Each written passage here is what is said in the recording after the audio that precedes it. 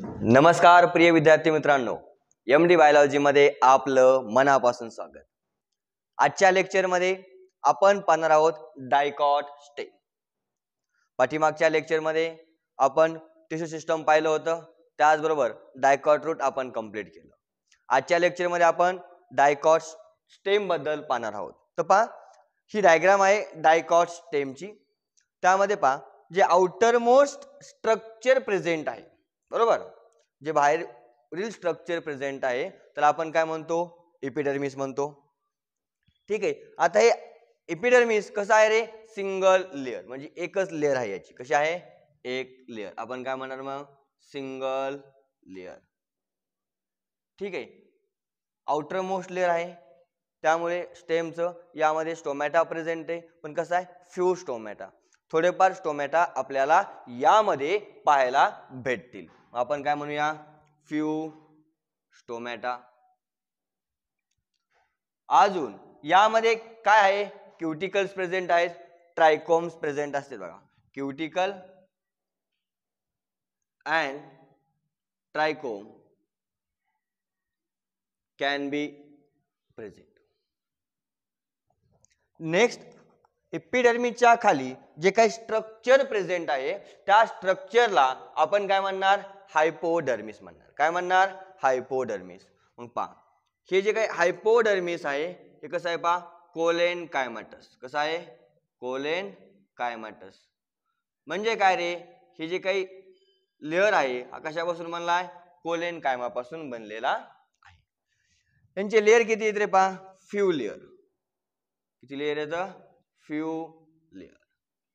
त्यानंतर आपण काय म्हणतो, हे जे काही हायपोडर्मिस आहे कॅन बी अ फोटोसिंथेटिक, म्हणजे फोटोसिंथेसिस ते करू शकता, बरोबर। तर आपण काय म्हणतो, can be a photosynthetic, can be photosynthetic.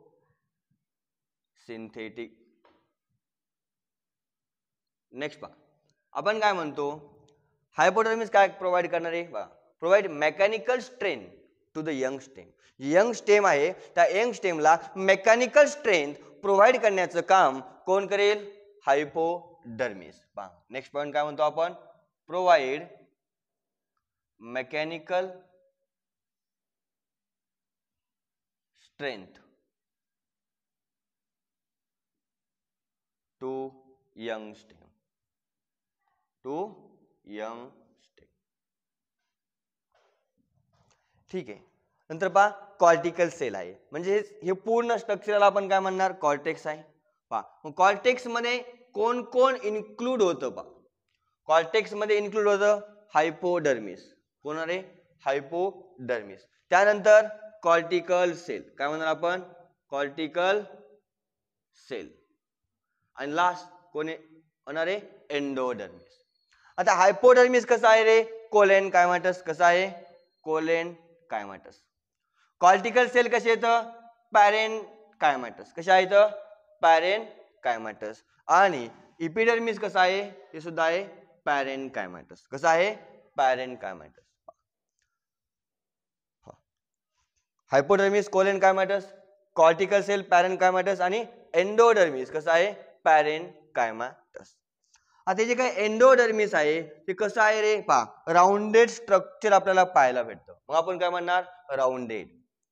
कसं आहे, राउंडेड। त्यानंतर यांची जी काही वॉल आहे ती कशी आहे रे, थिन वॉल। कशी आहे, थिन वॉल। यांच्यामध्ये बघा, एक एनसीईआरटी मध्ये लाईन लिहिली आहे, कॉन्सिफिकस इंटरसेल्युलर स्पेस। म्हणजे काय, इझिली सीन, दोघांच्या मधील जी काही जागा आहे त्या सेल मधली ती आपण इझिली पाहू शकतो। तर आपण काय म्हणतो, कॉन्सिफिकस, कॉन्सिफिकस इंटरसेल्युलर स्पेस, कॉन्सिफिकस इंटरसेल्युलर स्पेस। त्यानंतर पहा, यावरती आपल्याला एक डिपॉझिशन, म्हणजे यामध्ये काय पहा, हे जे काही एंडोडर्मिस सेल्स आहेत त्यांच्यामध्ये स्टार्चचं स्टोरेज जास्त आहे। म्हणून एनसीईआरटी ने काय लिहिले, रिच इन स्टार्च। काय लिहिले, रिच इन स्टार्च स्टोअर। आपण या ठिकाणी लिहूया, endodermis rich in starch store. मग त्यालाच आपण काय म्हणतो, स्टार्चची शीत. काय म्हणणार, स्टार्चची शीत. ओके, आता पहा हे पेरिसायकल कोणत्या याच्यामध्ये कोणते टिश्यू असतात, यामध्ये टिश्यू असतात स्क्लेरेनकायमाटस. कोणते टिश्यू आहे यामध्ये, स्क्लेरेनकायमा. आपण काय म्हणणार, स्क्लेरेनकायमाटस. SCLERENCHYMATOUS.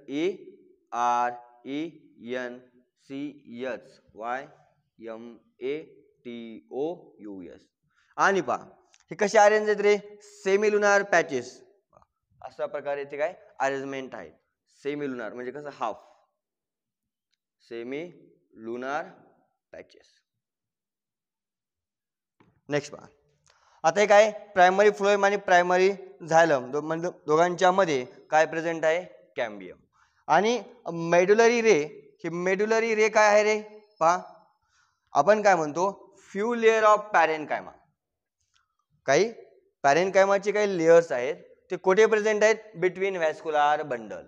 म्हणजे व्हॅस्क्युलार बंडलच्या मध्ये जे काही फ्यू लेयर्स आहेत, पहा व्हॅस्क्युलार बंडलच्या मध्ये जे काही थोडेसे लेयर आहेत पॅरेनकायमाचे, तर आपण काय म्हणणार, मेडुलरी रेज म्हणणार. पहा काय म्हणणार, medullary rays. Few layer of parenchyma, few layer of parenchyma between vascular bundle. Vascular bundle मध्ये काही छोटेसे लेयर्स आहेत थोडेफार कुणाचे, पॅरेनकायमाचे, त्याला आपण काय म्हणतो, मेडुलरी रेज. लास्ट काय म्हणले पहा, पित. बरोबर, काय म्हणले, पित. मग यामध्ये काय, लार्ज नंबर ऑफ पॅरेनकायमाटस सेल म्हणूया. आणि यांच्यामध्ये बघा मोठे मोठे सेल, हे बघा दोघा सेल कसे तर त्यांच्यामध्ये जागा कशी आहे, प्रेझेंट आहे. म्हणजे काय, दोन सेल मध्ये यांच्यामध्ये अंतर प्रेझेंट आहे. बरोबर, तर मग आपण याला काय म्हणणार, पहा pith. Large intercellular space, large intercellular space यांच्यामध्ये प्रेझेंट आहे. This is all information about dicot stem. Outermost structure काय आहे, एपिडर्मिस. कसं आहे रे, सिंगल लेअर. त्यावरती काय प्रेझेंट आहे, स्टोमॅटा प्रेझेंट आहे. आपण काय म्हणणार, फ्यू स्टोमॅटा. त्यानंतर त्यामध्ये काय काय प्रेझेंट असू शकतं, क्युटिकल्स आणि ट्रायकोम्स प्रेझेंट असू शकतात. त्यानंतर जे काही स्ट्रक्चर आहे त्याला आपण म्हणतो हायपोडर्मिस. ते कशापासून बनलेलं आहे, ते बनलेलं आहे कोलेनकायमापासून. कशापासून बनलंय, कोलेनकायमापासून. त्यानंतर आपण काय म्हणतो की कोलेनकायमापासून बनलेलं आहे. यांच्यामध्ये काय फ्यू लेयर्स प्रेझेंट आहेत हायपोडर्मिसचे. आणि त्याचबरोबर he can be a photosynthetic, म्हणजे ते फोटोसिंथेसिस करू शकतात. नेक्स्ट पॉइंट आपण काय म्हणलं, यंग स्टेमला मेकॅनिकल स्ट्रेंथ प्रोव्हाइड करण्याचं काम डायकॉट स्टेम मध्ये कोण करणार, हायपोडर्मिस. एंडोडर्मिस कसं आहे, ती सेल्स कसे आहेत, राउंडेड आहेत. त्यांची वॉल कशी आहे, थिन वॉल आहे. बरोबर. आणि दोन सेल मध्ये जर इथं स्पेस जर आपण पाहिला तर आपल्याला पाहायला भेटतो. मग आपण काय म्हणतो, कॉन्सिपिकस इंटरसेल्युलर स्पेस. हे जे काय एंडोडर्मिस आहे याच्यामध्ये स्टार्चचं स्टोरेज आहे. मग आपण काय म्हणणार, रिच इन स्टार्च स्टोर, म्हणजे काय, स्टार्चची शीट. हे प्रायमरी फ्लोएम आणि प्रायमरी झायलमच्या मध्ये काय कॅम्बियम प्रेझेंट आहे. म्हणजे व्हॅस्क्युलार बंडल कसे असतील रे, कॉन्जॉइंट अँड ओपन. कसे आहेत vascular bundle, conjoint and open. Vascular bundle conjoint and open vascular bundle. ठीक आहे, इथपर्यंत सर्वांना क्लिअर आहे. यानंतरचा जो आपण पॉइंट पाहणार आहोत तो कोणता आहे, मोनोकॉट स्टेम.